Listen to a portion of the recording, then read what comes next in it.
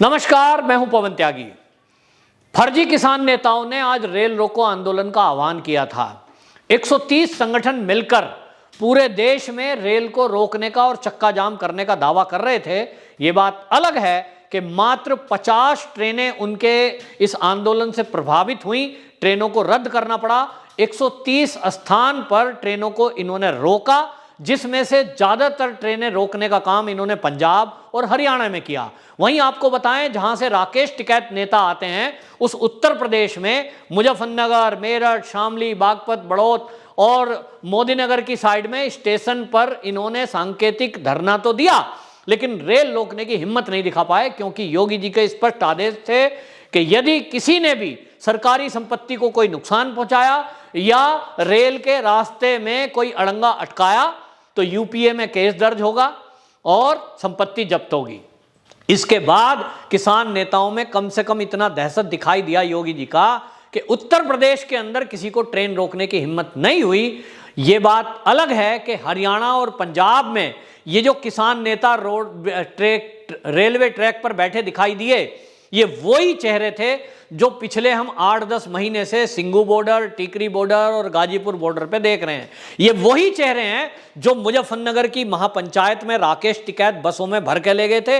ये वही चेहरे हैं जो हमने पिछले दिनों लखीमपुर में डिप्टी सीएम के हेलीपैड को घेरते हुए देखा। आपको ध्यान होगा, वहां भी एक व्यक्ति चंडीगढ़ का वहां आंदोलन में पहुंचा था। यानी पूरा एक गिरोह है और ये गिरोह हर जगह जाता है। इसका मतलब इसीलिए तो ये कहते हैं कि इनके पीछे कोई ना कोई एक ऐसा व्यक्ति है जो इनको फंड दे रहा है और ये पूरा का पूरा आंदोलन करा रहा है। एक बार फिर ये जो रेल रोको आंदोलन करा, इसकी भी साजिश का खुलासा हुआ है। और खुलासा ये हुआ कि देश में आपने ध्यान दिया होगा, पिछले दिनों एक खबर प्रचारित हुई और वो खबर ये थी कि जो राज्य हैं उन राज्यों में कोयले की कमी हो गई है। यानी जो कोयले का स्टॉक 30 दिन का रहता था वो मात्र 8-10 दिन का रह गया है, जिसके कारण ब्लैकआउट की स्थिति हो सकती है। हालांकि ये खबर झूठी निकली, क्योंकि केंद्रीय कोयला मंत्री और केंद्रीय बिजली मंत्री ने इन खबरों को गलत बताया और ये कहा कि ये हमेशा हर साल बरसात के दिनों में ऐसी स्थिति आती है, क्योंकि आप जानते हैं कि कोयले की जो खदान है वो वहां गड्ढे हो जाते हैं जब कोयला खोदा जाता है और बरसात के दिनों में उनमें पानी भर जाता है, जिसकी वजह से इंसान या क्रेन कोई भी कोयले की खदान में कोयला खोदने के लिए घुस नहीं पाता और उसमें एक पूरा गैप आता है इन सीजन में, और यह हर साल होता है। लेकिन जो राज्य हैं उनकी जिम्मेदारी है कि बरसात आने के पहले वो अपना 1 महीने का स्टॉक रखें। जिन्होंने नहीं रखा लेकिन अफरा तफरी फैलाने की कोशिश की कि कोयला कम हो रहा है, कोयला कम हो रहा है। आश्चर्य की बात तो यह है कि इसमें दिल्ली सरकार भी कूदी और उन्होंने भी कहा कोयले की कमी, केवल 2 दिन का कोयला बचा है। और हंसी की बात यह है कि दिल्ली के अंदर एक भी प्लांट कोयले से चलने वाला बिजलीघर नहीं है। यानी आप समझेंगे, ये सोची समझी एक साजिश थी कि केंद्र सरकार को बदनाम किया जाए और यदि बिजली बंद हो जाए तो आप मोदी जी को घेरो कि साहब कोयला नहीं दिया। अब आप देखिए कि इस किसान आंदोलन का मालगाड़ी से कोई लेना देना नहीं है, यात्रियों को परेशान करने से कोई लेना देना नहीं है। आप विरोध प्रदर्शन किस लिए कर रहे हैं? पत्रकारों ने पूछा जो रेलवे ट्रैक पे बैठे थे, भैया क्यों बैठे हो? कहते हैं साहब 3 कृषि बिल का विरोध कर रहे हैं, ये 3 काले कानून हैं। तो कानून काले हैं तो भैया वो तो लागू ही नहीं है, 1.5 साल के लिए स्थगित है, सुप्रीम कोर्ट ने स्टे लगाया हुआ है। अब जो कानून लागू ही नहीं है उनका तुम विरोध कैसे कर रहे हो?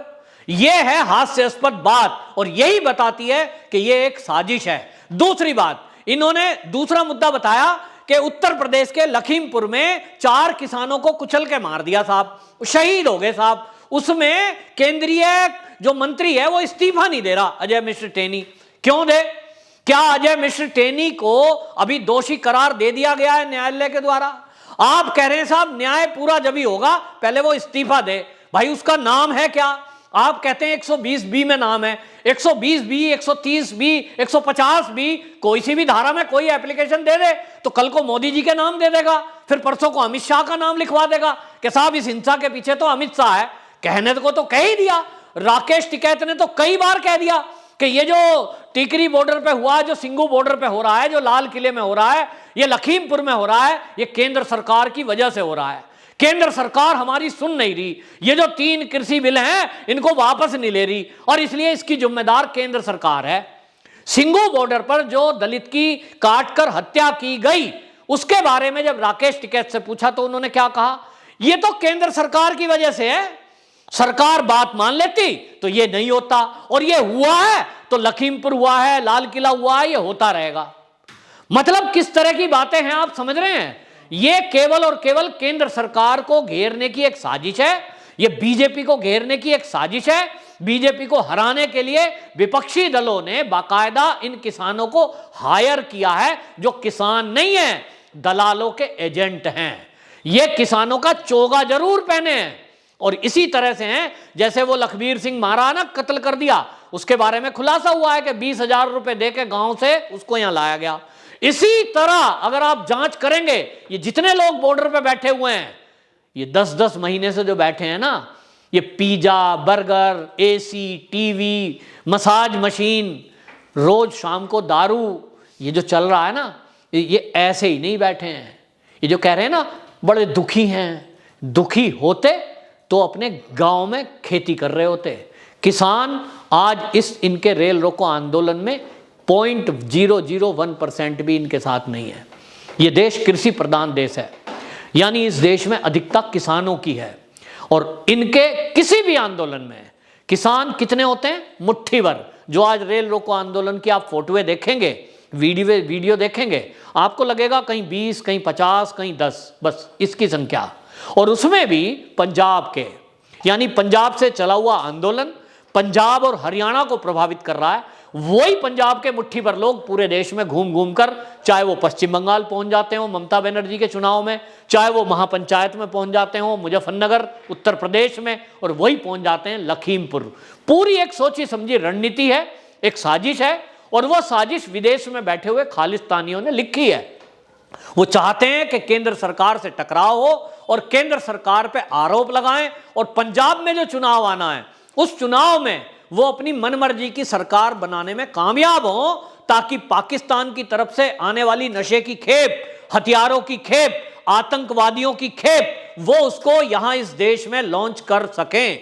जो कि अगर बीजेपी की गवर्नमेंट वहां आ गई तो ठीक इसी तरह रोक दिया जाएगा जैसे असम के अंदर घुसपैठियों को वहां से रोक दिया गया है। इनको लगता है कि भारतीय जनता पार्टी की सरकार अगर गोवा में आ गई तो समुद्र के रास्ते स्मगलिंग कैसे करेंगे, फिर तो कर नहीं सकते। इसी तरह पाकिस्तान का बॉर्डर जो लगता है, वो सबसे बड़ा बॉर्डर लगता है, 5,000 वर्ग किलोमीटर का एरिया वो पंजाब का लगता है, और इसलिए इनका पूरा टारगेट है कि पंजाब में किसी भी कीमत में भारतीय जनता पार्टी की सरकार ना आ जाए। और दूसरा ये टारगेट करना चाहते हैं उत्तर प्रदेश को, क्योंकि उत्तर प्रदेश से भी सीमा लगती है नेपाल की, यानी इंटरनेशनल बॉर्डर जहां भी हैं वहां ये खालिस्तानी समर्थक चाहते हैं कि यहां उनकी पसंद की सरकार बने, उनकी पसंद की सरकार बन जाए तो बस इनका आतंकवाद, इनका नशाखोरी, इनका सब मंसूबे ये पहले की तरह चलते रहे जैसा 70 सालों में चला। लेकिन केंद्र सरकार इनके हर एक मंसूबे को नाकाम कर रही है, और जिस तरह से ये किसान नेता के नाम पर ये इस आंदोलन को चला रहे हैं, आम जनता इनके बिल्कुल साथ नहीं है। सोशल मीडिया अगर राकेश टिकैत देखेंगे, जनता उनको गाली देती है। जनता कहती है कि ये राकेश टिकैत नहीं, राकेश डकैत है। और डकैत क्यों कहती है? क्योंकि वो देख रहे हैं कि ये पूरा आंदोलन एक फर्जीवाड़े पे चल रहा है, जबकि अजय मिश्र टेनी, उनका बेटा जेल में बंद है, 7 आरोपी बंद हैं, जांच एटीएस कर रही है, निगरानी सुप्रीम हाई कोर्ट के जज कर रहे हैं। इसके बाद भी अगर कोई ये कहे जांच ठीक नहीं हो रही, तो ये केवल एक षड्यंत्र हो सकता है।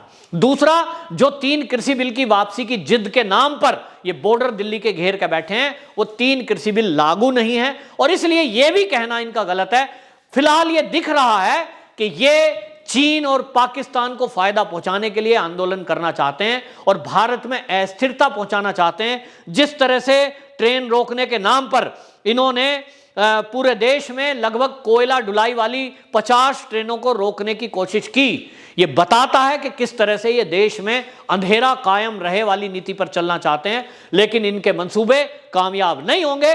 केंद्र सरकार जिस तरह का धैर्य रखकर इन सब के बारे में रणनीति बना रही है, वाकई में अगर ये मोदी जी को कमजोर समझ रहे हैं तो इन किसान नेताओं की ये भारी भूल है, क्योंकि मोदी जी वो व्यक्ति हैं जो चीन के आगे नहीं झुके, जो पाकिस्तान को भिखारी बना देते हैं, जिन्होंने तालिबानियों को अपने मुद्दे को बदलने में मजबूर कर दिया। ये सोचते हैं कि उस मोदी को ये छोटी मोटी षड्यंत्र करके उसको डरा लेंगे। ये इनकी भूल होगी। केंद्र सरकार की नीतियों के कारण ये उनका धैर्य है मोदी जी का कि वो इनको अभी खेलने का मौका दे रहे हैं। लेकिन चाणक्य नीति, अगर राकेश टिकैत आपको याद हो तो चाणक्य ने जड़ में मट्ठा डालने की नीति पर काम किया। ठीक इसी तरह मोदी जी इस किसान आंदोलन के जो जड़ वाले लोग हैं, जो इस आंदोलन के नाम पर देश में अस्थिरता फैलाना चाहते हैं, जो इस किसान आंदोलन की आड़ में देश के बॉर्डर एरिया पे अशांति फैलाना चाहते हैं, इस देश की सुरक्षा से खिलवाड़ करना चाहते हैं, उनको मोदी जी जड़ से खत्म करेंगे और वो होके रहेगा। वंदे मातरम।